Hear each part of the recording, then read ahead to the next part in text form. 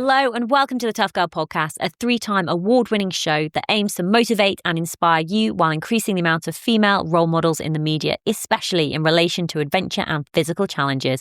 I'm your host, Sarah Williams.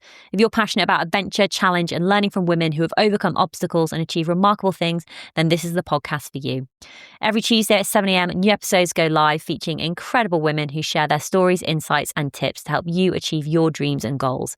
You can support the Tough Girl mission by signing up as a patron. Visit Patreon, patreon.com/Tough Girl Podcast.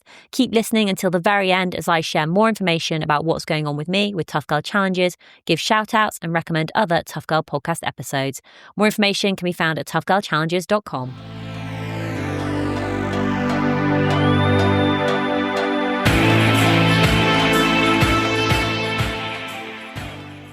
My name is Kaytlyn Gerbin. I am an ultra runner and trail runner for the North Face, and I live in Issaquah, Washington, which is about 30 minutes outside of Seattle, kind of in the foothills. And in addition to my running, I also have a degree in bioengineering. So I used to work as a scientist, and I also am recently became a new mom to a now 14-month-old daughter. So life is really full and a little chaotic right now, but it's really fun. Oh, I love that. And congratulations on your daughter. That's really, really exciting. Thank you. Reflecting back on your childhood, what were you like as a little girl growing up? Were you from like an outdoorsy family? Were you like high energy, running about? What were your early years like? Yeah, so I grew up in the Midwest, and it's really like pretty rural farming area. And so there's a lot of room to roam, and not a whole lot of structure and things to do.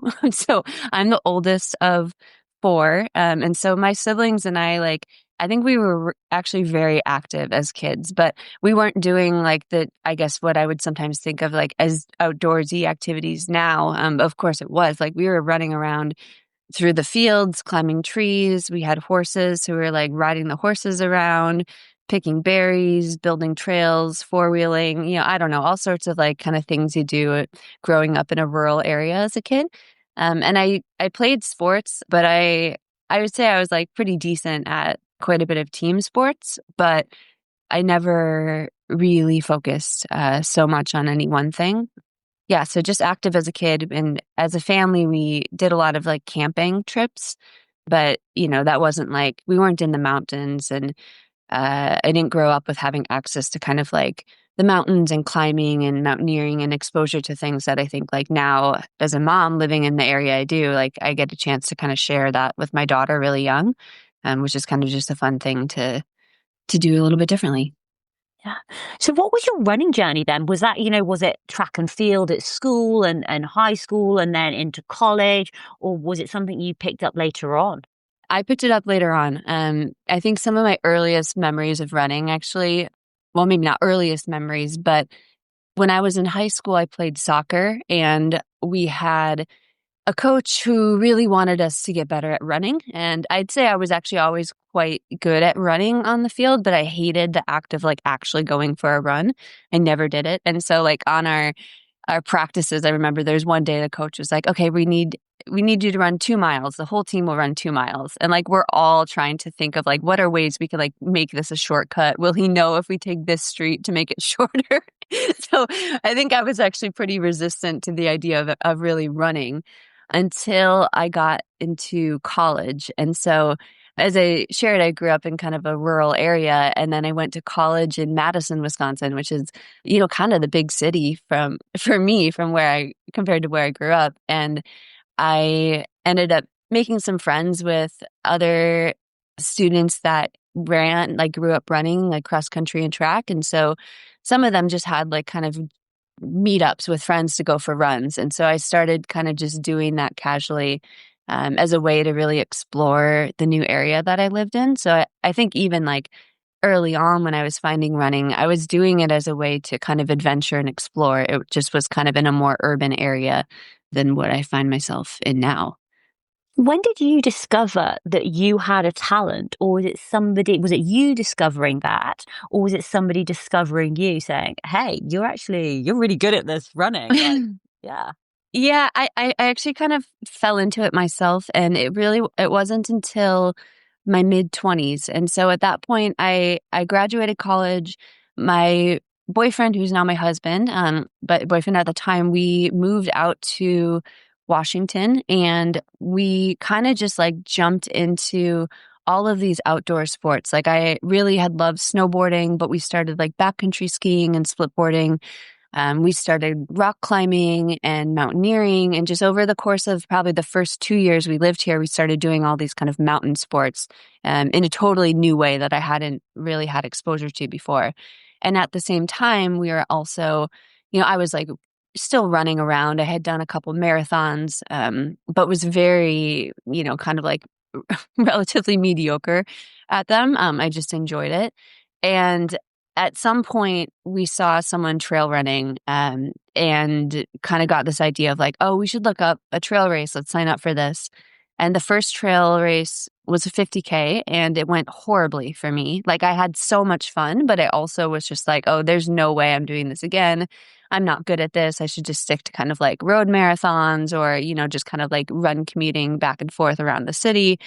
And then I believe it was like the second or third one that I did. So of course you have this like amnesia. You forget how hard it is. And then 6 months later, we're like, oh, maybe we should try that again. Okay, sure.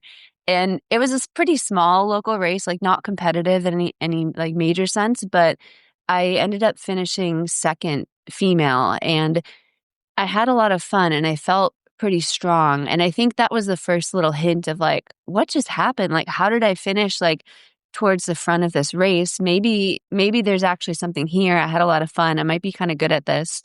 Um, but it was really, I think, a couple years of just kind of dabbling in different distances and different types of races until I really started like consistently performing pretty well.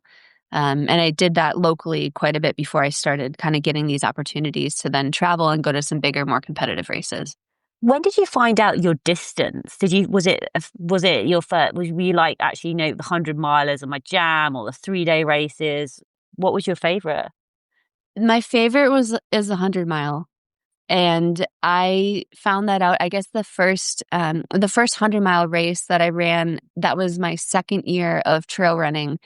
And I kind of like fell into it by surprise. Like my husband and I had signed up. At this time, clearly, like we did a lot of running together. We did a lot of the same races. It was just kind of like our way of exploring and like, hey, let's have a Saturday date night, but we'll go run for 4 hours. Like it was, it's just really fun to share that. But we had done this event that was like a back-to-back, like 2 days of racing. And at some point in there, like I was in grad school at the time, and I was just kind of always really strapped for time. I had a really demanding research schedule. And so I kind of had told myself like, okay, I'd love to run 100 miles someday, but I just don't think I have time I can't possibly train for that. And through training for this kind of back-to-back race, at some point I had this realization like, you know what? I don't think I need to do any more than what I'm doing right now to run 100 miles. And so I ended up getting into a 100-mile race that fall and ran it, and I won, and I had a really great time racing. And I kind of had this like realization that it seemed like the longer I went, in some sense, the stronger I felt. And there's all these unknowns as you're doing a longer distance, but it just felt like a really cool chance to see like what you can do, and having no expectations and then getting through it and being like, you know what, like that was actually like, that was something pretty interesting. Yeah. So I think after that, I just kind of really got drawn to the 100-mile distance. And that's what I guess, really kind of focused on since. I love just how we're actually just casually talking about running 100 miles, because, for many people, even running a mile is, it's hard to get out there to do that. But I'd love to know, like, your approach to running these distances. Like, have you ever felt overwhelmed by a distance, or is it always just, I suppose, these felt very manageable, very doable in terms of like how you're approaching them?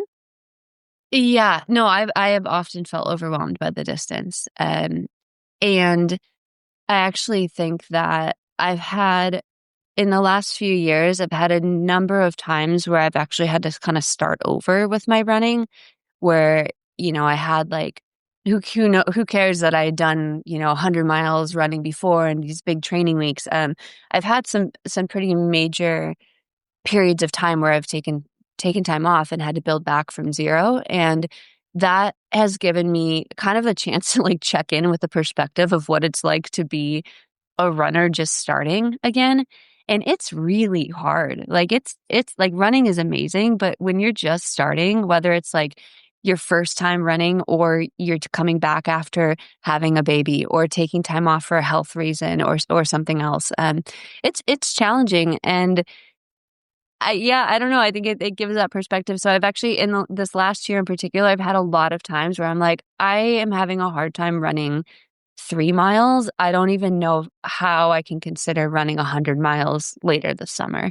Or, yeah, I mean, I think it's always kind of this like it can often be a really intimidating thing. But what I've found is that sometimes you just need to ignore the numbers and just kind of just trust that slowly working your way towards something, you might actually really surprise yourself of like what you can do.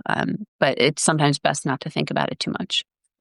What have you found out that has worked the best for you, especially, when you're starting over with running, again, you're back to that zero, whether it's through injury or having a baby or, work commitments, life commitments, things are getting in the way, and then your fitness isn't where it used to be. And then Yeah. you might not necessarily be starting at zero, but, starting again, like how do you structure that? Like, do you have like a system or a plan that you follow?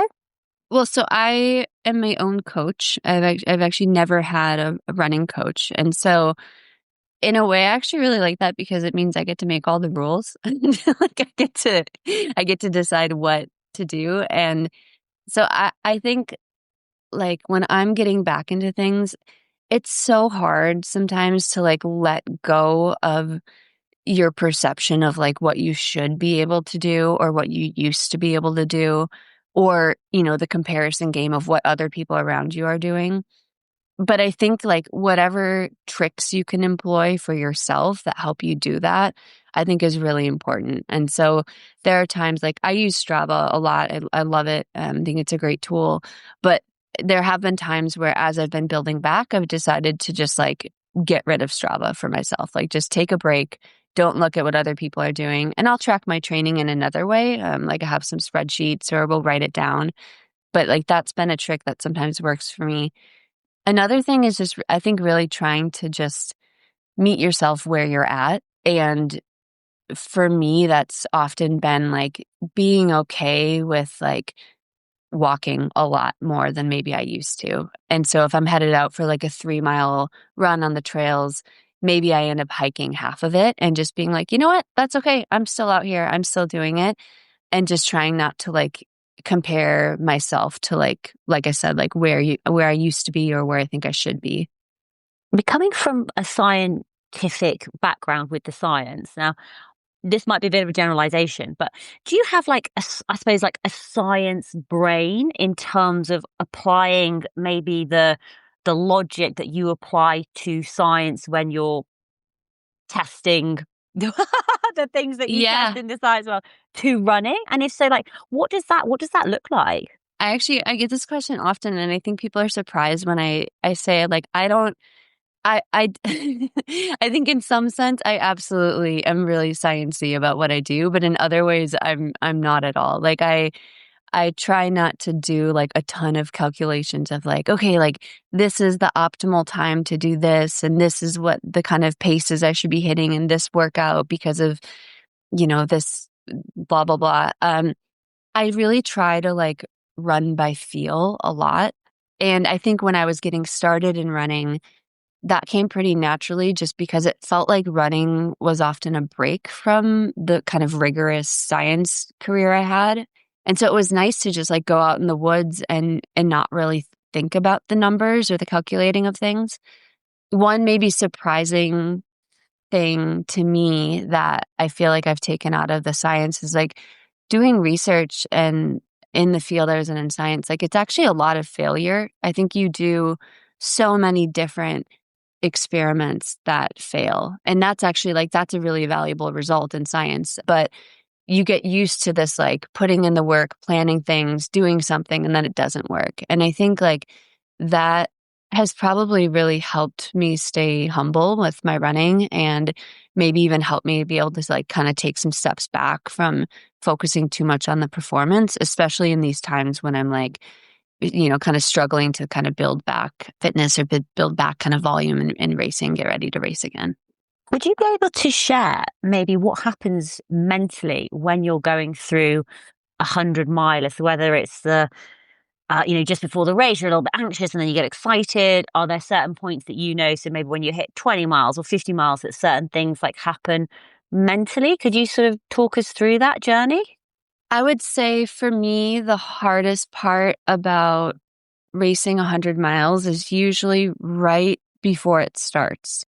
I often will have just the kind of like feeling of anxiety. My stomach's churning, probably have a headache. It's hard to eat that morning. It's definitely hard to sleep the night before. But I usually find that like standing on the starting line, I just need to like kind of take some deep breaths. And then once we start running, for me, it actually does take maybe a little while to settle in. But like after we start running for a bit, it feels like, okay, I'm here now. All I have to do is run, and I'm just like spending the day out in the mountains. And so I think for me, actually, like I've always kind of found that like the first 50K, which is like, pretty long, that's a long ways to go. But sometimes the first 50K for me, I feel like I just really need to remind myself to stay relaxed and just get through it. And I tend to feel like I can really settle in to what I'm doing a little easier after that point. And I don't know if it's just like that the edge wears off, or that, you get tired enough that you're really like, okay, yeah, now we're really in this for the long haul. We have a long ways to go yet. But yeah, I feel like, just kind of like settling into things. And oftentimes, I mean, I guess it depends there's some 100-mile races I've done that start in the morning, and there's others that start in the evening in the dark. I've grown to really love the running through the darkness. I think that there's something kind of really like methodical about just having your headlamp illuminating kind of the light in front of you, and putting one foot in front of the other, taking steps and just kind of covering a distance. And in a way, it almost feels like two separate races or two separate days. Like anything that happens through the night, when the sun comes up, it feels like it's a new day, and you kind of get this boost of energy and you can kind of keep going. And it kind of helps me maybe compartmentalize different parts of the race, so it doesn't feel like I'm running 100 miles, but instead it's like, okay, I'm running for so many hours through the day, and then I get to run through the night, and then I run in the day, and it's something different. And it kind of helps, I think, break it up a little bit. Yeah. Especially when you're talking about running through the night, I always think about there's obviously like there's running through the dark, which can have its own sort of mental challenges.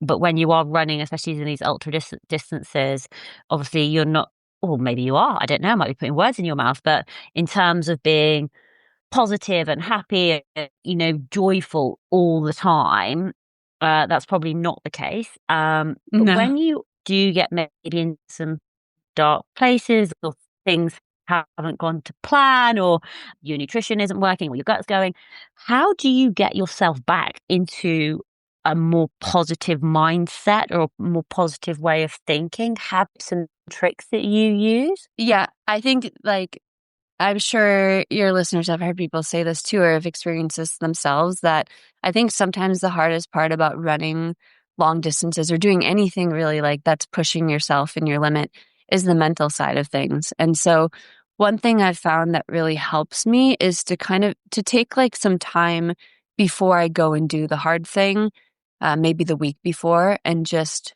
try to think a little bit about like, what mental challenges do I think might come up?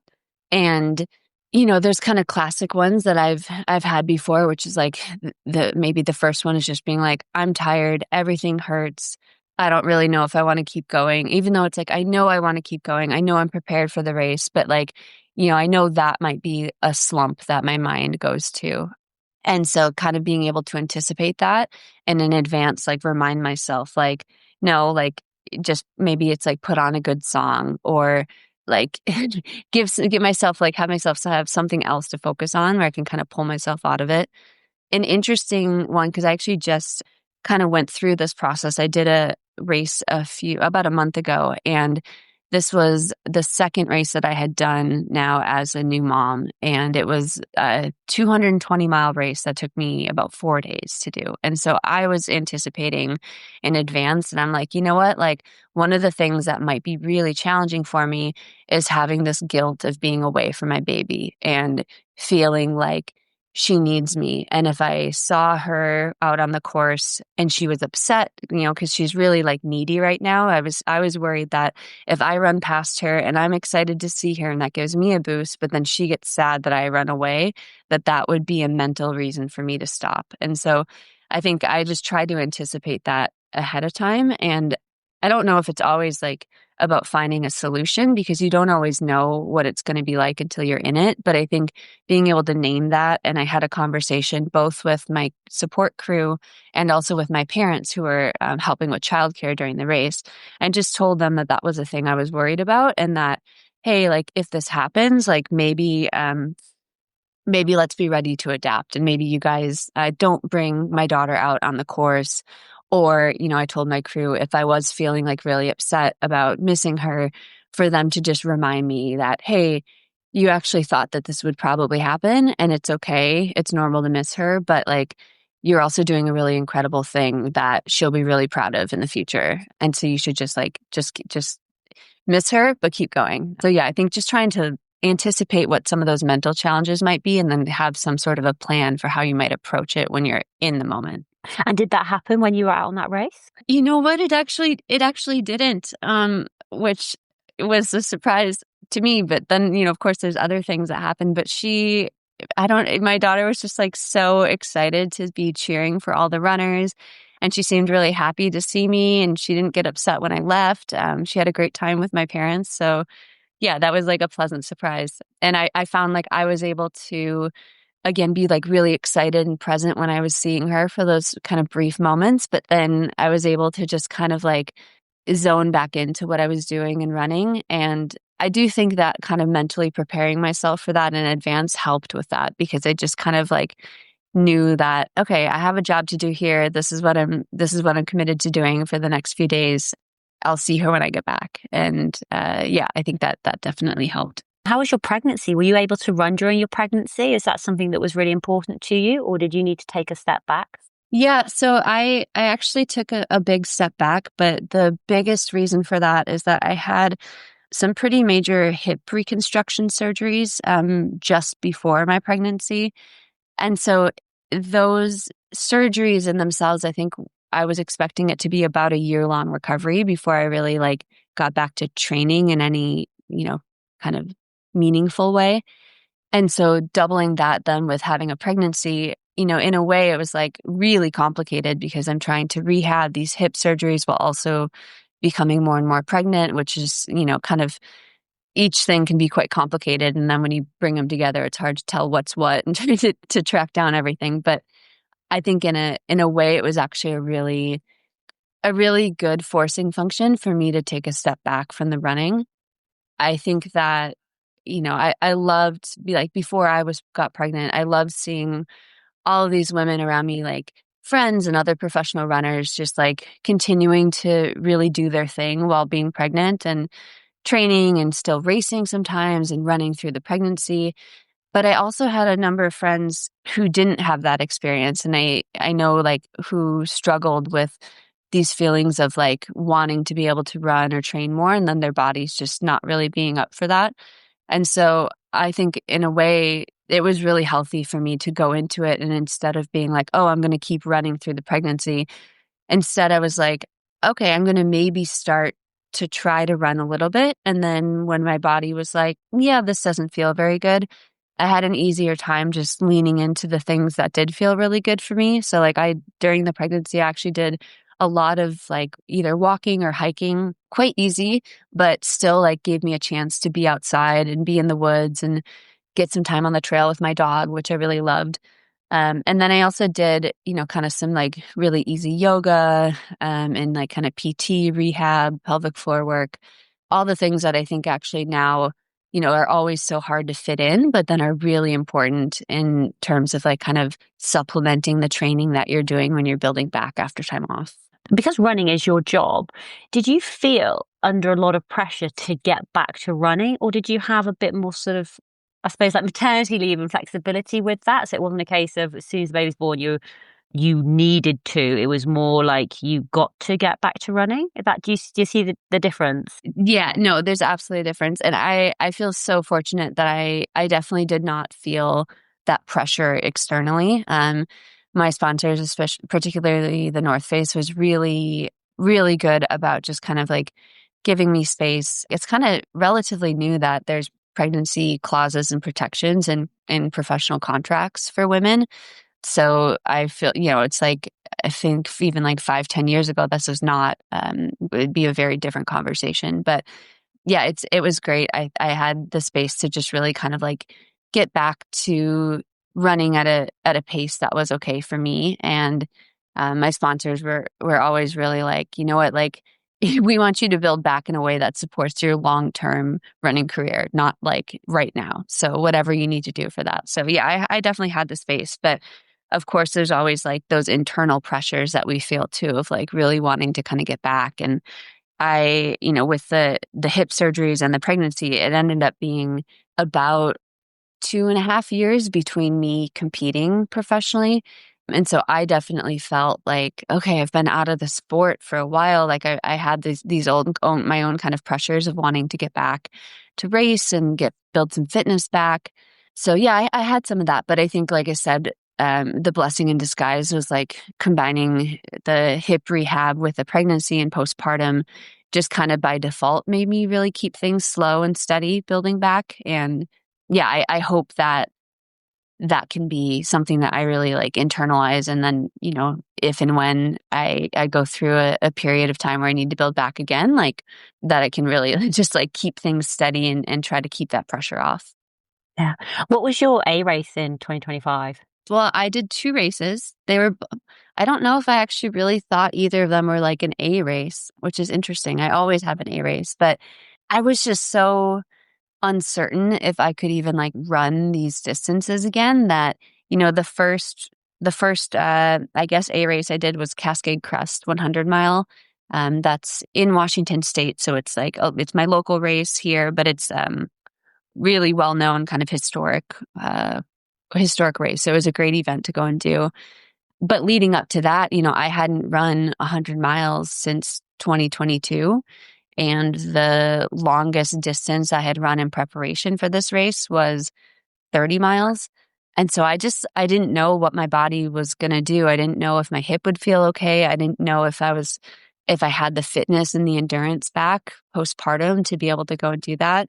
And that was, almost exactly a year after my daughter was born. Her birthday was just like 2 days after the race finished, which was kind of pretty cool timing. But I did that race, and then that was what I guess gave me the green light to go for my other goal, which was the Tour de Geants, which was the race I mentioned just earlier. It's a 220-mile race in Italy. And both of those, I think when I had signed up, I really had these huge question marks of like, this is ridiculous. Like I'm only running like 3 times a week right now. I've barely gotten over 20 miles a week when I signed up for these races. But I just, they felt like these kind of like impossible, but really big goals that I wanted to just give myself a chance to see if I could get there. So yeah, in a sense, I guess both of those were kind of the A races, but I approached them, I think, very differently than what I've approached A races in the past. I mean, you're being very modest here, but you did go out and win that 100-mile race, didn't you? I did, yeah. I did. I did. And you know what is like, I guess what's cool is that's the second time I've run that race, and the course was a little bit different, but I still ran, I think, almost an hour faster than when I had done the race. What it would have done, I don't know, 6 years ago, 7 years ago. Yeah. So it's just like, I feel like, yeah, really like this summer has actually been amazing. Just knowing where I started at the beginning of this year, and then seeing like what I've been able to do and what my body's been able to do in, a relatively short amount of time. Like, I just feel like it's just such a cool reminder of like, okay, yeah, sometimes you think you think you know what's possible or what's impossible, maybe. So you think you know what's impossible, and then you just give yourself a chance and be like, oh, okay, wow. Like, we did that. That's pretty cool. Stronger, fitter, Yeah. faster. Amazing. During that 100-mile race, obviously, you've done it before, but you've recently, but you're now on sort of a comeback from not only having a baby, but also, having quite serious surgeries. Was there a point during the race where, because maybe there was and I don't want to put words in your mouth, but maybe there was like a bit of an element of fear, like, can my body do this? Am I going to be able to manage it? But was there a point in the race where, I don't know, like mentally it switched for you when you were like, oh, I'm doing this. I'm great. I'm strong. I'm fit. I'm fast. I'm flying. Like, yeah, I've got Yeah. this. Yeah. Yeah, that's a great question. There's two moments. One was just, I think at pretty early, like maybe like 20 miles into the race, I realized, I think the first major aid station there is at about 24 miles in.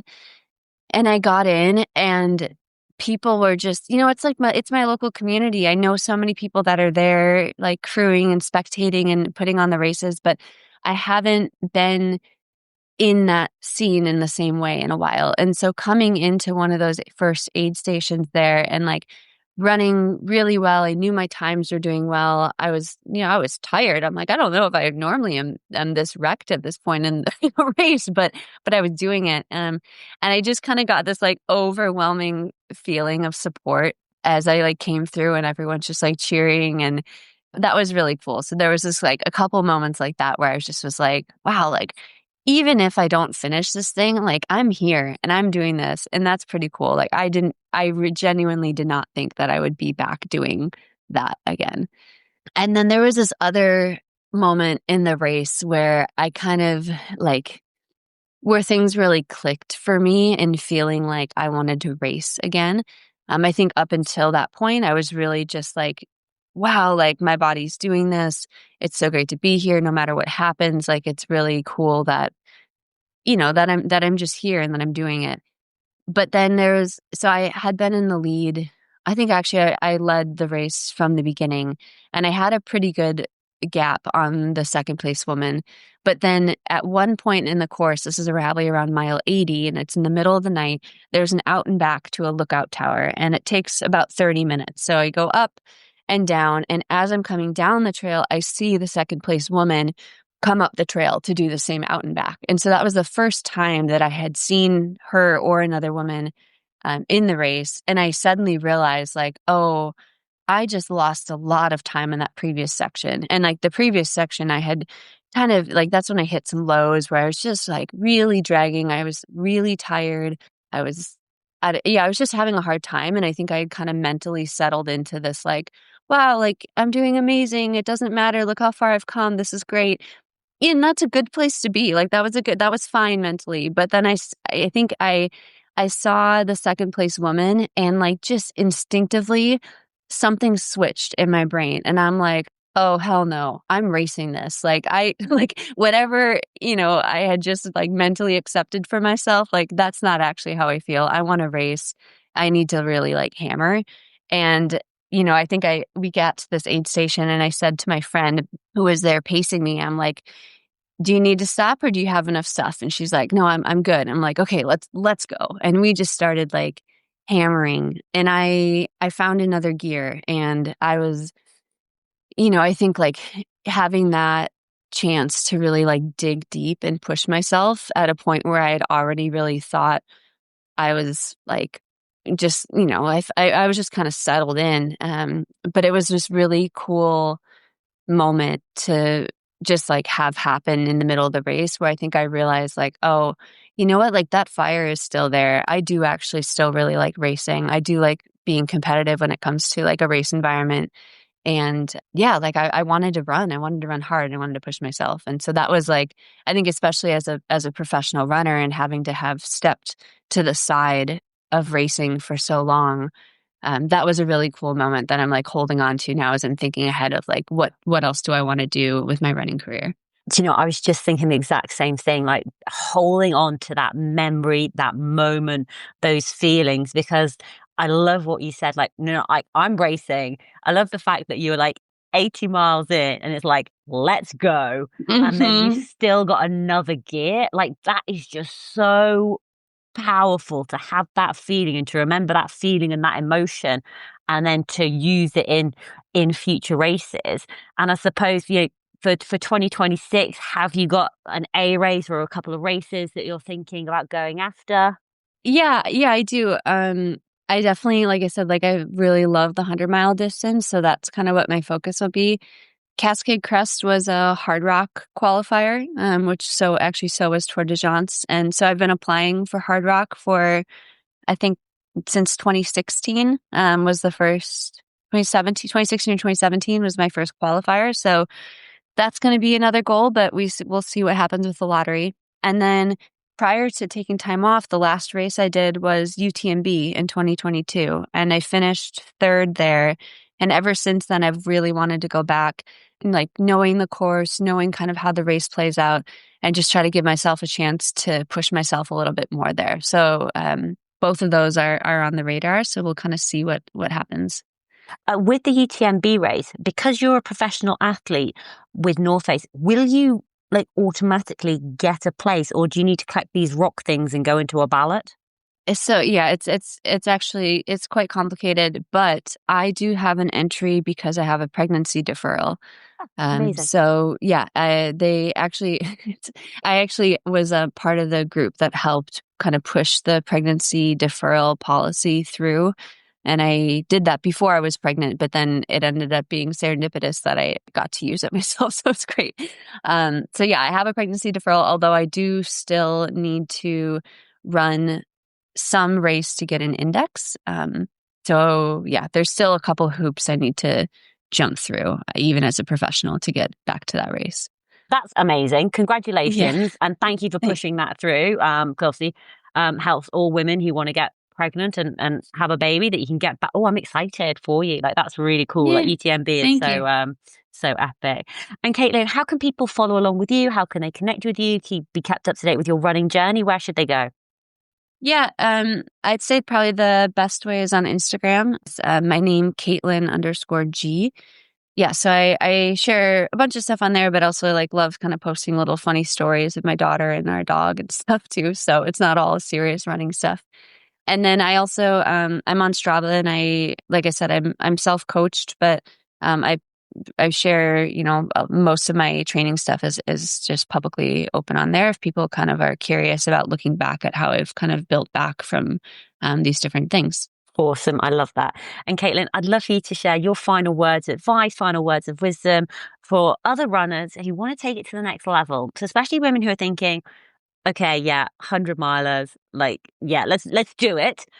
Apart from just do it, what advice would you share for women who want to take on that 100-mile challenge? Okay, so I think this is even just relevant in general, whether it's 100 miles or something else. But one thing that's really somehow just kind of been a North Star, like motivator for me, is this feeling of setting a goal that feels kind of impossible and maybe even crazy, like the kind of thing where you're like, I don't even know if I want to tell anyone that this is what I think I can do, but like I kind of have a feeling that maybe I want to try, so I think just like that sense of like, I don't know if it's possible, but I'm willing to give it a try. I think that's where the magic can happen. I think we often set boundaries on what we think we can do. We limit ourselves. And I think sometimes just opening that ceiling up and just being like, you know what?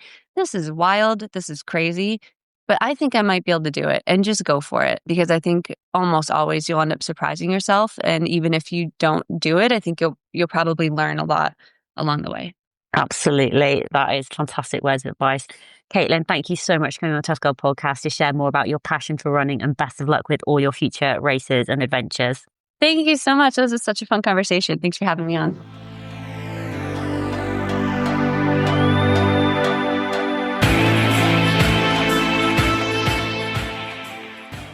Hey, how are you all doing? My ultra runners, my joggers, my walkers, my hikers. If you are out there listening to the Tough Girl podcast on your training, run, walk, or jog, I'm very, very proud of you. especially more so if you're in the Northern Hemisphere and it is cold and dark and miserable and rainy and you still force yourself to get out there, because I do think it is so much harder when the weather isn't the best weather. But do think about it as this is helping you with your mental resilience training, doing hard things. Now, again, we do have a couple of shout outs that I just want to give. Really, really proud of anybody who is training for any event. And just remember, one of the key things is there's no comparison. So if you're training for a 5K, awesome. 10K, awesome. Half marathon, awesome. Ultra marathon, awesome. As long as it is your running goal for you. So no comparisons allowed. Just want to do a special shout out to Laura Coles. So the other day, Laura completed her first trail ultra marathon, 40 miles to help celebrate her 40th birthday. Laura, happy birthday, many happy returns, and running 40 miles for your 40th is just such an incredible thing to do. Incredibly proud of you. What an amazing challenge to set for yourself. What an amazing way to mark such a wonderful celebration. You know, any birthday which ends in a 0, I think, is always a special birthday. Your 20th, your 30th, 40th, 50th, 60th, 70th, 80th, 90th, 100th, etc. And to go out there and run 40 miles is absolutely amazing. You went on to say it was brutal, but that you did gain a trail sister, and so proud that all of the training paid off. So thank you, Sarah Williams and the other tough girls, for continuing to inspire me to push harder and to do the things most people think are crazy. So just remember, most people who are listening, who are listeners of the Tough Girl Tribe, who are patrons and supporters, they believe in you. It's not crazy at all. It's having the belief to step outside your comfort zone and to do something which is hard, which is challenging. You have to put in that work. Every day, sometimes every weekend, you have to put in the miles. You have to show up even when you don't feel like it. And you did that. And so I'm just so proud of you for getting out there and doing your first trail ultra marathon. Laura, massive congratulations. And to everyone listening, you know, this is also the time for you to start thinking about, okay, 2026, you know, are you having a special birthday? Do you want to mark a special occasion? What could that look like for you? Is it running a race? Is it cycling a certain distance? Is it traveling to a certain country? Is there something that you've been putting off? Because now is the time to do it. Okay. You are only getting older. Time is going to pass whether you say yes or whether you say no. So say yes. Don't live with the regrets. Now, there's something that you've wanted to do in the past, but you've been putting it off. Now is the time to step up, move it forward, and commit. Make that decision to run your first trail ultramarathon, to run your first marathon, to run your first half marathon, to run your first 10K, to run your first 5K. Do a goal for you. Okay. Now, if you are interested in running and you want to learn more about how to get better at running, whether that's the mental side, the physical side, whether that is the training, whatever it may be, I've spoken to a lot of runners, and on the resources section on the website, toughgirlchallenges.com, we have runners up to marathons, and then we have ultra runners as well. So with the ultra runners, there's a bit of information at the start, just talking about a few of the different races which are out there. There's a couple of great books that you can read as well. One of the best books I've read this year about ultra running is called Ultra Women: The Trailblazers Defying Sexism in Sport, and it was written by Emma Wilkinson and Lily Cantor, and I've spoken to both women separately. So I think it's really nice to speak to both of them separately to hear more about their individual journeys into running, how they got to know each other, and how this book came about. So you're getting these two perspectives. So it's almost like a double episode. So take a listen to those episodes. Absolutely fantastic. Spoken with Harriet Frost as well. She's a 2-time Arc of Attrition 100-mile finisher. She's a race director. She's a business owner of Grit Culture and a co-parent of Sea and Flow, supporting people to upgrade their periods. Wonderful story. We've had Iona Barbu on, who's an ultra runner who shares more about winning the Ice and Highland Ultra and tackling the Beyond the Ultimate series in 1 year. Shannon Hogan, she's an ultra endurance athlete, and she's an author of a great book as well called The Unforgiving Hours: The Grit, Resilience and Perseverance at the Heart of Endurance Sports. We've talked with Dr. Kaytlyn Kaytlyn Gerbin, who shares more about overcoming eating disorders through endurance sports, neuroscience, and nature. She's an author of Running from Perfection. Charlotte Bowens, From a Health Crisis to a 50-mile ultramarathon finisher. She shares more about creating Vestapack for the plus-size community in outdoor sports. Renee McGregor, she's a world-renowned expert in athlete health and performance, ultra runner, and women's sports advocate. We've spoken to Renee quite a few times. Absolutely fantastic. Jen Scottney, she's been on Tough Girl Podcast twice. On the Tough Girl Podcast Extra, she shares more about her book, Running Through the Dark, The Rise and Fall of an Ultra Runner, a story about resilience, about never giving up and about battling through the night and always believing that there will be a new dawn. The incredibly inspiring Sarah Perry has also been on the Tough Girl Podcast. She's an Innovate ambassador who shares more about setting records on the Southwest Coast Path, which she did with a fastest self-supported completion. Sarah's going to be coming back on the Tough Girl Podcast next year to talk more about her two most recent adventures and challenges, Backyard Ultra and a running up and down a hill in Shropshire non-stop and setting and becoming the number one person in that as well. We're speaking with Dr. Kaz Williams, who's a performance psychologist, certified running coach, and ultra runner, striving to help people discover their mettle. There is so much information available. There is so much support available to you. So wherever you are on your running journey, you will be able to pick up tips and tricks to help you progress, to move forward. So whether you're a beginner or you're an expert, there is stories and resources available to you. Massive thank you to everybody for supporting the work that I do. If you'd like to continue that support, then please do visit Patreon, patreon.com/Tough Girl Podcast. All that's left for me to say is, wherever you are, whatever you are doing, give it your all, give it 110%, get after it, go for it, believe in yourself because I believe in you. Take care, lots of love, and I'll speak to you soon. Bye.